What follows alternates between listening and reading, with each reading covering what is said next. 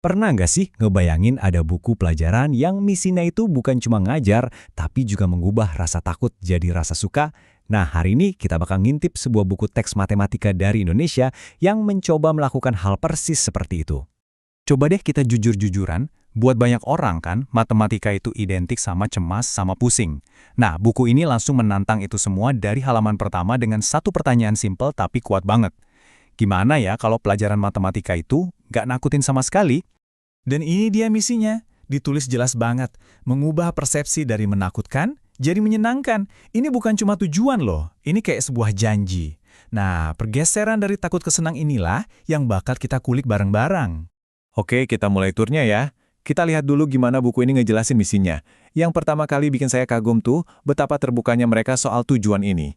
Nggak ada agenda tersembunyi, ini janji yang jelas buat murid dan guru dari awal banget. Jadi, buku apa sih ini sebenarnya? Ini adalah buku teks matematika resmi untuk anak-anak kelas 5 SD di Indonesia. Kira-kira umur 10 tahunan lah ya. Ini materi yang ngebentuk cara satu generasi mandang angka. Sekarang kita beda isinya. Misi yang keren kan harus didukung sama konten yang keren juga dong.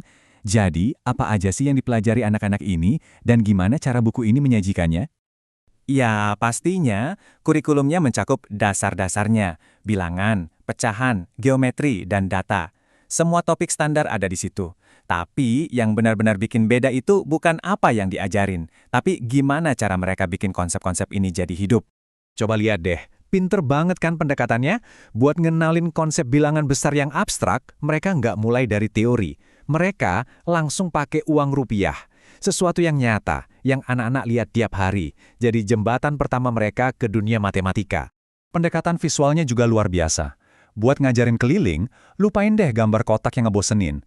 Mereka pakai ilustrasi dinamis, orang lagi lompat jauh. Tiba-tiba, keliling itu bukan lagi rumus buat dihafal, tapi konsep tentang gerak dan jarak yang bisa dibayangin. Bahkan pas bahas data dan grafik, mereka bikin jadi relevan, bukan pakai contoh-contoh acak, tapi pakai bulu tangkis, olahraga yang dicintai banget di seluruh Indonesia. Nah, kuncinya tuh di sini. Setiap konsep terasa deket, karena akarnya dari dunia si murid itu sendiri. Ini ngebawa kita ke pilar berikutnya dari filosofi buku ini. Belajar itu harus bertindak. Mereka percaya banget, matematika itu bukan tontonan. Ini adalah sesuatu yang harus kamu lakukan, bukan cuma dibaca. Filosofinya simpel aja. Kamu kan nggak bisa belajar berenang cuma dengan baca buku soal berenang. Ya, sama kayak matematika. Terus gimana caranya? Pertama, lewat permainan. Buku ini penuh banget sama bagian yang judulnya, Ayo Bermain. Dan ini bukan cuma buat iseng-iseng loh. Setiap permainan itu alat belajar yang dirancang dengan cermat buat menjelajahi konsep matematika secara intuitif. Tapi belajar nggak berhenti di main sendiri aja. Buku ini sadar banget kalau ide-ide terbaik itu seringkali muncul pas kita kerja bareng. Jadi fokusnya secara alami bergeser ke kolaborasi. Ini diwujudkan lewat bagian Ayo Berdiskusi. Murid-murid nggak cuma dikasih soal, tapi didorong buat kerja bareng, debat soal solusi, jelasin cara mikir mereka, dan akhirnya belajar dari satu sama lain. Matematika jadi sebuah obrolan. Dan semua ini, main, diskusi, semuanya mengarah ke satu tujuan akhir, menerapkan pengetahuan ini buat menciptakan sesuatu yang baru. Puncaknya adalah proyek kelompok. Coba bayangin, murid-murid nggak cuma belajar tentang sudut, mereka jadi perencana kota. Mereka pakai pengetahuan soal sudut siku-siku dan lancip buat ngerancang kota impian mereka sendiri. Ini baru namanya belajar aktif, mengubah teori jadi kreasi. Nah, sekarang kita sampai ke aspek yang mungkin paling unik dari buku teks ini. Gimana cara buku ini secara sadar merajut budaya Indonesia ke dalam setiap pelajarannya? Dan ini bukan kebetulan loh ya.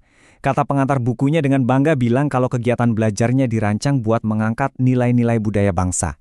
Ini adalah pilihan sadar untuk membuat matematika terasa seperti milik sendiri. Dan ini lebih dari sekedar ganti nama di soal cerita. Soal matematikanya itu mengambil latar di lokasi nyata, kayak Candi Sewu, atau melibatkan tradisi kayak bagi-bagi angpau. Dengan begini, matematika jadi jendela buat memahami budaya mereka sendiri. Contoh-contohnya tersebar di seluruh buku. Murid belajar pecahan dengan cara membagi kue lokal. Mereka memahami sudut dengan menganalisis gerakan tarian tradisional. Ini bikin matematika bukan lagi pelajaran asing, tapi bagian dari identitas mereka.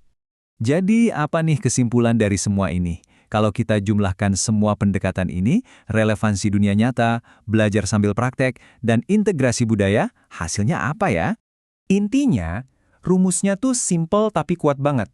Dengan mengambil matematika, menghubungkannya dengan masalah di dunia nyata, dan menanamkannya dalam budaya, kamu menciptakan keterlibatan yang tulus. Matematika bukan lagi sekumpulan aturan buat dihafal, tapi jadi alat untuk memahami dunia di sekitarmu.